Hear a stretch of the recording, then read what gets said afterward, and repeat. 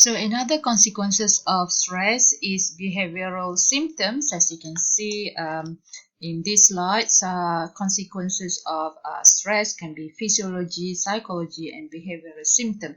So behavioral symptom can be the consequence, can be in terms of reduction in productivity. So those employees or individual will experience stress. The effects would be in terms of decrease their productivity and also high increase of absence and high turnover will be obvious or will be seen in among employees who experience stress. Another behavioral symptom in terms of changes in the eating habits, increased smoking, for example, if you feel in stress, you tend to take perhaps you tend to eat more or you tend to eat less. It depends on individuals. Some individual when they experience stress, they tend to eat more or they tend to eat less. It depends on the individual. And it also can increase in terms of smoking and consumptions of alcohol, and also having a rapid speech because your metabolism kind of affecting you. So your speech, you tend to speak quite fast and fidgeting and also having problem regarding sleeping.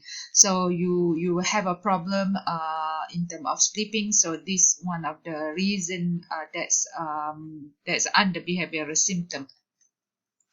So, consequence of stress, there's according to this slide, the proposed inverted U relationship between stress and job performance. So, if we want to see the link between stress and job performance, as you can see in this slide, so this is normal distributions. When we talks about this shape is a normal distributions. So low to moderate level of stress, that means low to moderate level of stress stimulate the body and increase its ability to react. So low to moderate level of stress can actually motivate the individual, can stimulate the body, and this relates to the ability to perform. So individual then often perform the task better if they experience stress level between low to moderate.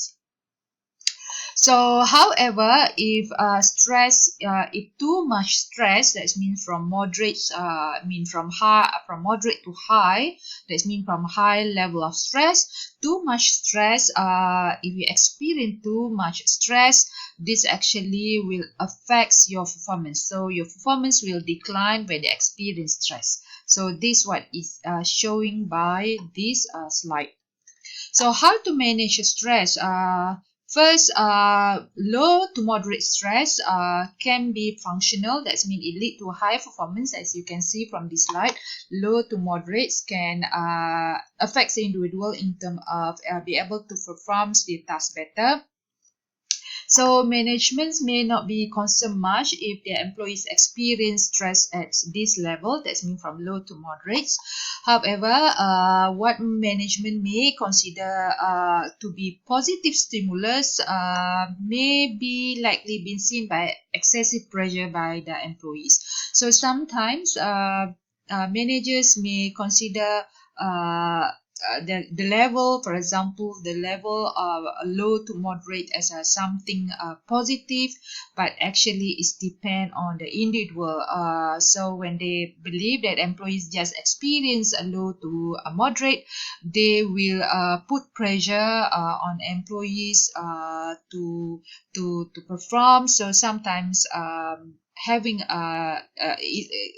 when the employees perceive that excessive pressure by the employee by the organizations, they may experience more stress. So individual approach, when we talk about managing stress, individual approach and employees can take personal responsibility to reduce the stress level by, for example, by following some strategies such as manage the times. So time management techniques, employees or individual, in order to reduce stress, to manage stress, they think they can follow some strategies such as prioritizing activities. For example, giving more importance to the to the tasks that are important and urgent. So the tasks that are considered importance and urgent need to be given more priority to fulfill or to complete first. So scheduling activities also according to the priority set can actually overcome feeling of stress. Another thing is by doing some physical exercise, because physical exercise can release all those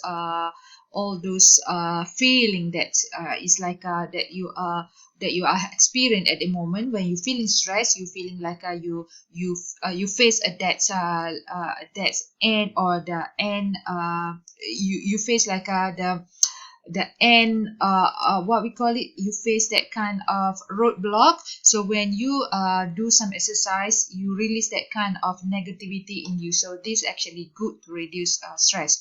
Another thing is by using relaxation trainings such as meditation. Some people, they just do some meditations or hypnosis or deep breathing. This also can help to reduce some stress.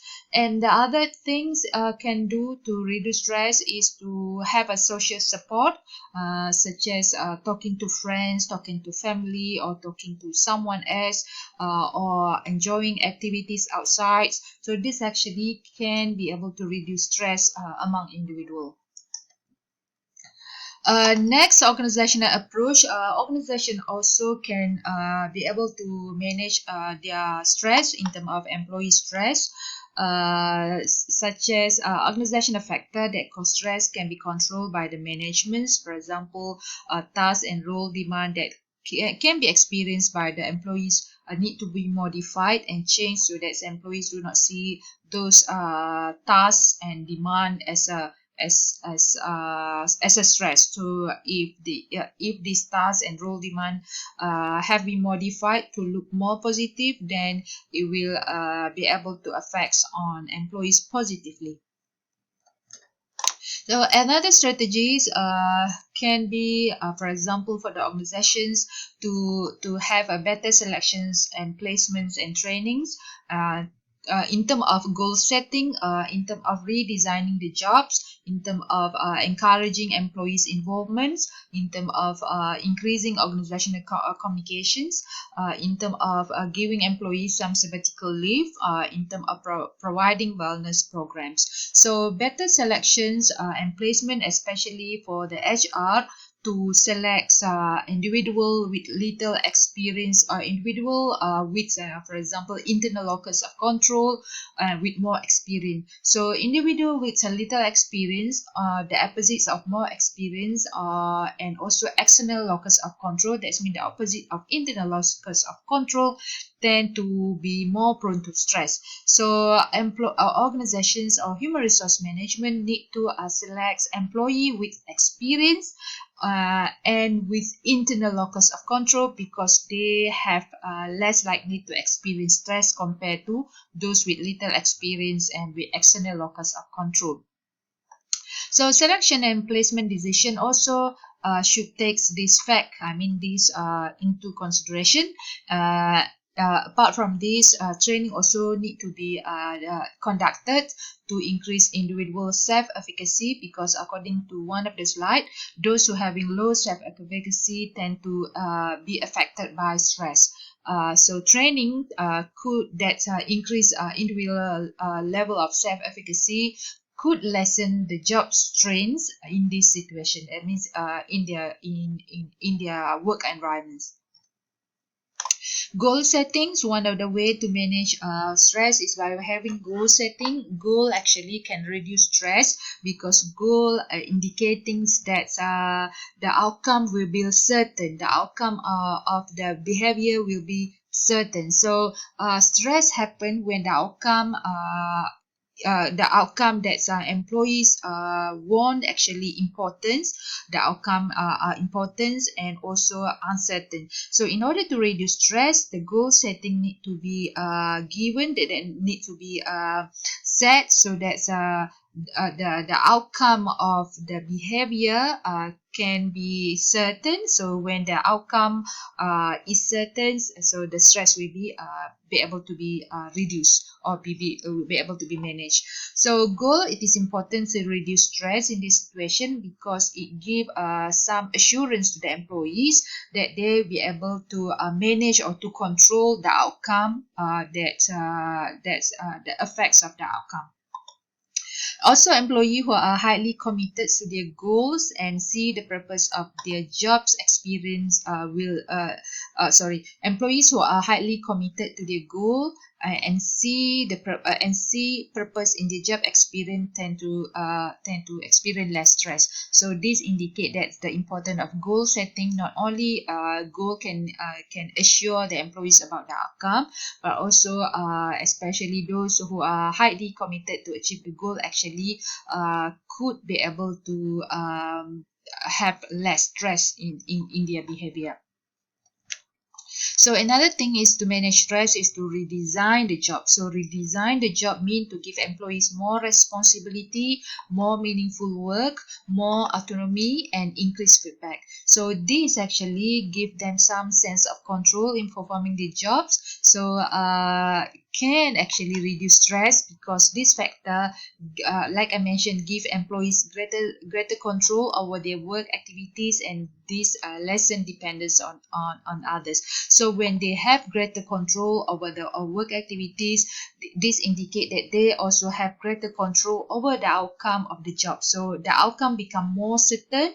So when the outcome become more certain, so the stress will be less. Less, and the experience of stress will be reduced because now as you can see, the definitions of stress is the outcome normally important and uncertain. That's why people experience stress. So when the outcome are within the control of the employees, that means they are becoming more certain about the outcome, so the stress will be lessened. Another thing is employee involvement. It is important also to reduce the level of stress by encouraging employees to involve in decision making or in activities. So role stress is detrimental to a large extent because employees feel uncertain. So when I talk about stress, I always talk about uncertain because uncertain is actually the key words that leads to employees to feel stress, the uncertain and the important. That's two things. But when we talks about stress, we talks about the uncertain of the outcome. That's why people experience stress, especially if the outcome is important for their life or for their careers. So here, role stress is detrimental when the employees feel uncertain about the goals, the expectations, or how they will be evaluated and so on. So giving employees a voice, that means giving employees encourage employees to involve in the decision making or in activities, means that giving employees a voice. That means they can control, they can participate. So when they participate, they become parts of the process. So when they become part of the process, that means this actually increase employee control and could reduce role stress. Managers also could consider increasing employee involvement in the decision making. So when we talk about employee involvement in terms of participations in the decision making or any activities, so when employees participate, they also involve, and when they involve, that means they feel the sense of control. I mean, feeling sense of control on the decisions actually could reduce their uncertainty about the goal, the expectations, and how they're gonna be evaluated. So this actually could reduce the stress among employees.